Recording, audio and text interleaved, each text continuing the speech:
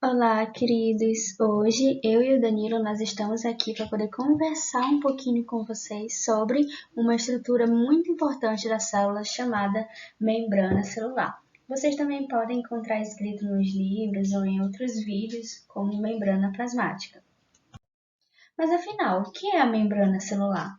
A membrana celular, ela é aquela estrutura que vai circular a célula, vai envolver a célula, vai envolver a estrutura celular por completo, seja de qualquer tipo de célula, seja ela procarionte, seja ela eucarionte, a membrana ela vai envolver essa área celular e vai delimitar, vai separar o espaço interno da célula, que é o espaço onde vai ter as organelas, o citoplasma, vai ter todo o metabolismo celular lá dentro, suas estruturas, e vai separar esse lugar do meio externo à célula. Então, a membrana ela vai servir para isso também. E do que essa membrana ela é formada? Ela é uma camada, é uma bicamada, uma camada dupla, que nós chamamos de camada lipoproteica. Mas por que lipoproteica? Porque ela é formada de lipídios, que popularmente é chamado de gordura, diversos tipos de componentes de gordura, mas chamem de lipídios, ok? E proteínas. Essas proteínas elas vão compor a membrana, elas vão estar entre a membrana, seja na periferia dela ou aqui mais pelo meio. Ó, como vocês podem ver aqui nessa imagem, tem alguns pedaços de proteína, algumas proteínas diferentes. Então, isso vai depender da função, tá? Então, a membrana basicamente é formada dessas duas estruturas, apesar de ter muitas outras que estão inseridas aqui também. E além da função de envolver e revestir, que eu já falei, justamente por ter essa função de envolver, ela vai também, consequentemente, ter a função de proteger. Então, quando a membrana envolve a célula, ela também vai estar protegendo a célula e tudo que há dentro dela, além de separar o espaço interno do espaço externo, mas principalmente a membrana celular vai servir para fazer a seleção e o transporte de substâncias que entram e saem da célula. Porque você imagina, a célula faz parte do nosso corpo, faz parte do corpo de diversos, de qualquer ser vivo, seja ele procarionte ou eucarionte. Então, essa célula ela vai precisar de alguns sais, alguns minerais, alguns solutos, para poder realizar os seus processos naturais. Então, a membrana ela vai servir para selecionar e também vai levar esses nutrientes e essas substâncias até a célula, seja ela para fazer qualquer tipo de trabalho que ela vá necessitar naquele momento. Então, é necessário fazer essa seleção e esse transporte justamente para poder regular o que a célula está precisando naquele momento e também para evitar que algum corpo estranho ou algo que prejudique a célula entre junto. Então, por isso que a membrana ela é seletiva. Ela vai selecionar o que vai entrar ou não e vai levar para a célula cumprir as suas funções. E aqui nós temos a estrutura. Aqui é um desenho ilustrativo da bicamada. A camada é chamada de bicamada fosfolipídica porque aqui vocês podem ver a primeira camada, essa parte aqui de cima, e aqui nós temos a segunda camada, então ela fica virada para o lado da outra, formando a bicamada fosfolipídica. Mas por que ela é chamada de fosfolipídica? Justamente porque ela é formada de fosfolipídios, que é cada estruturazinha dessa aqui, diversos fosfolipídios. E esse fosfolipídio é formado por duas estruturas. A cabeça, que é formada por fosfato e glicerol, e a cauda, que é formada de ácidos graxos. A cabeça, ela é hidrofílica, polar, ou seja, ela tem afinidade à água, então ela pode estar virada para o lado externo da célula, tendo contato com fluidos e qualquer meio líquido que esteja por fora, e também virada para o lado de dentro da célula, que vai estar em contato com o citoplasma e qualquer outra coisa. Então, essa parte aqui da cauda, ela é hidrofóbica, ou seja, ela é apolar, e ela tem aversão à água, ela não gosta desse contato, ela não pode. Então, por isso que ela é voltada para dentro da bicamada lipídica. Então, ela segue sim essa estrutura aqui. Como eu falei, essas outras partes aqui são proteínas, elas também fazem parte da membrana, com certeza, mas vamos focar aqui. Para a célula poder receber os seus nutrientes, seus solutos, seja lá o que for que ela necessite, seus minerais, a membrana ela vai realizar tipos de transportes. Nós temos dois tipos: um transporte passivo, que não há gasto nenhum de energia por parte da célula, e o transporte ativo, que há sim gasto de energia. O tipo de transporte passivo nós temos a difusão simples, a difusão facilitada e a osmose. E no transporte ativo nós temos a bomba de sódio e potássio.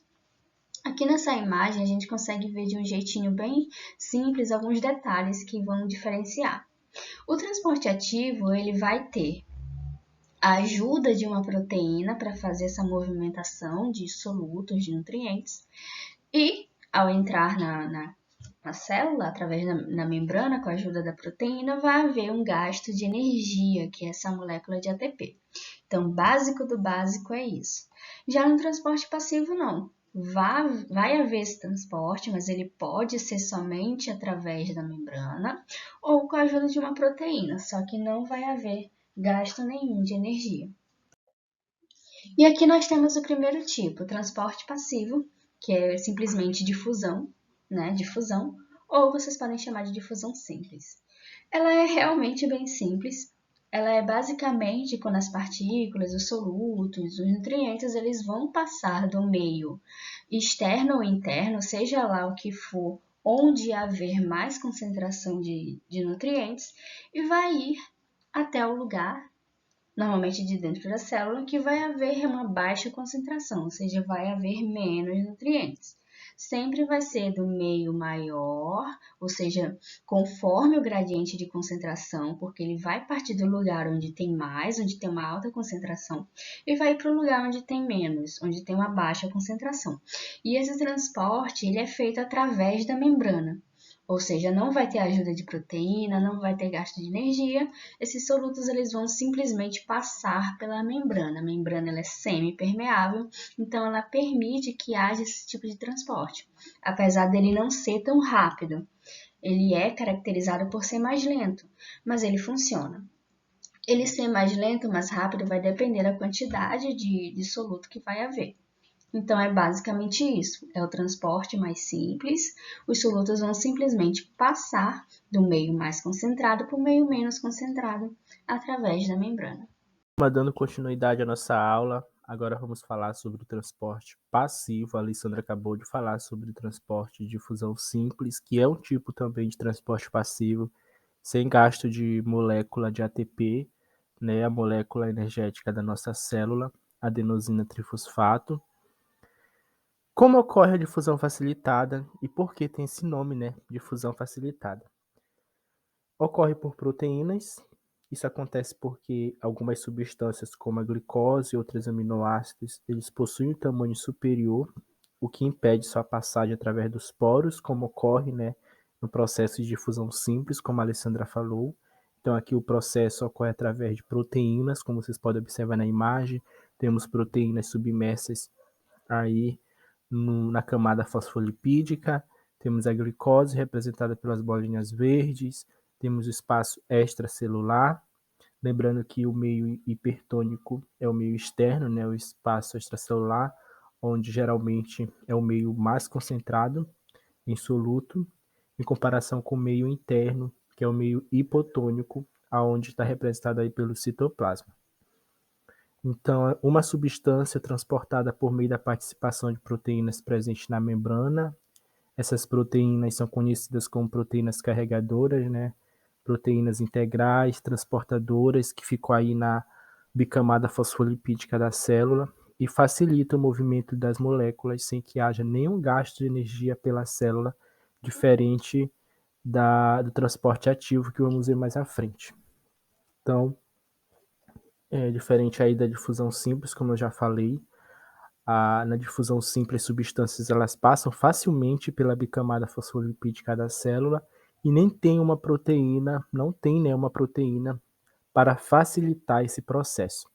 Olhando aí a imagem, podemos observar que a glicose, a proteína captura a glicose e manda essa glicose para o interior da célula, né, no citoplasma, desenvolvendo esse papel super importante para a atividade celular.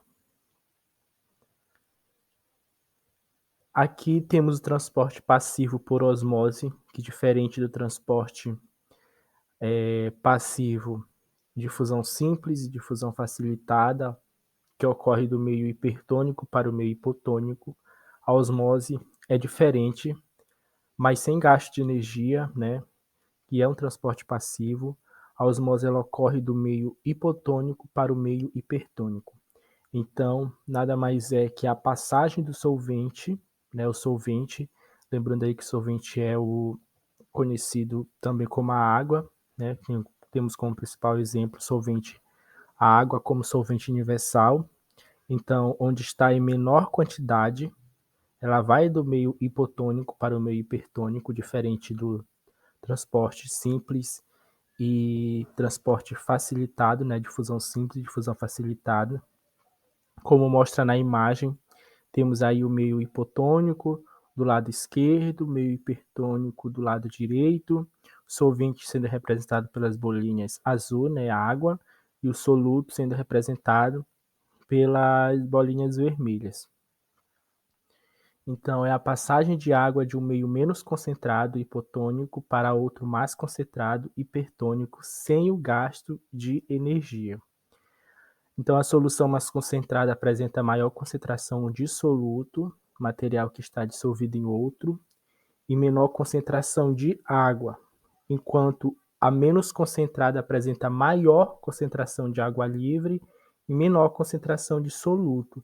Lembrando aí que o soluto ele pode ser oxigênio, CO2, ele pode ser aminoácido, pode ser glicose.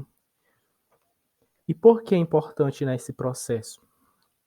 Então, a difusão por osmose, ela acontece até o momento que a concentração dos dois lados da membrana esteja igual. Então, esse processo é importante, né, para igualar concentrações no meio intra e extracelular, levando em consideração aí soluto e solvente. Na imagem podemos observar a membrana semipermeável, né, bicamada fosfolipídica, onde tem maior concentração de molécula de glicose e o movimento da água vai do meio hipotônico menos concentrado para o meio hipertônico, fazendo aí o papel de igualar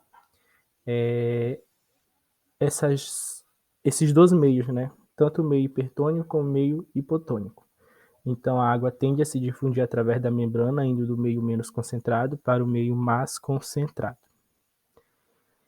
E o transporte ativo? O transporte ativo ele ocorre através da bomba de potássio e bomba de sódio e potássio, desculpa.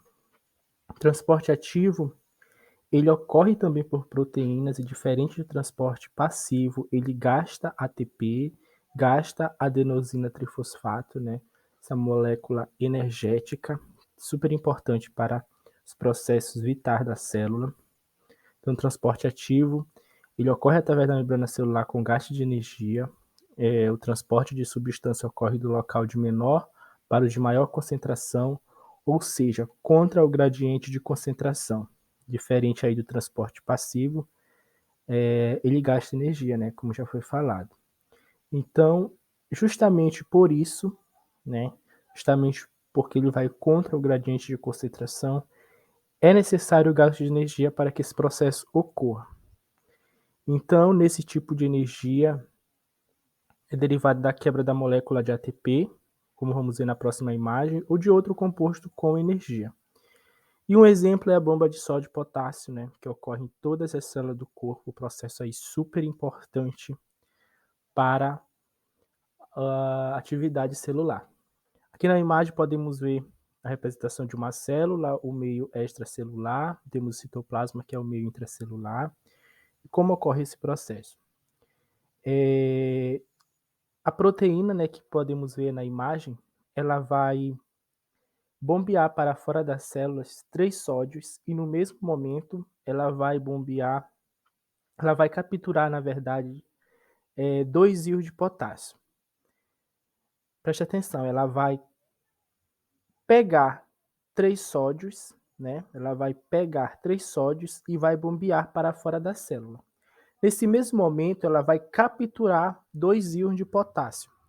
Então, na imagem basicamente fala isso. Lá no número 1 temos 3 íons de sódio se ligam ao transportador ativado pelo ATP, né? ATP, então ATP aí tem papel super importante, no qual recebe um fosfato.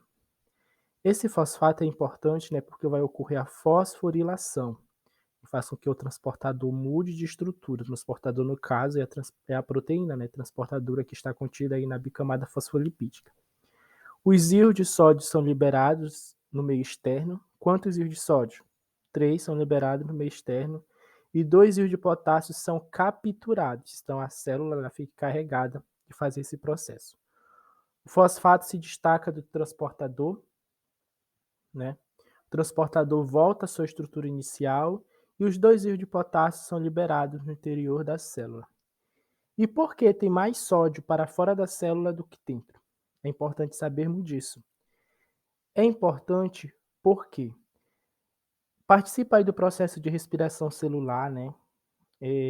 O sódio em maior concentração dentro da célula fica aí nesse processo de vai e vem, né? Libera para o meio externo sódio, captura potássio, é importante para a respiração celular, para a síntese de proteína, para a contração muscular. Estou falando agora com vocês, esse processo está ocorrendo, então esse processo ele é constante, é por isso que o transporte ativo bomba de sódio e potássio, ele é um dos transportes mais conhecidos, porque ele desenvolve um papel super importante, né?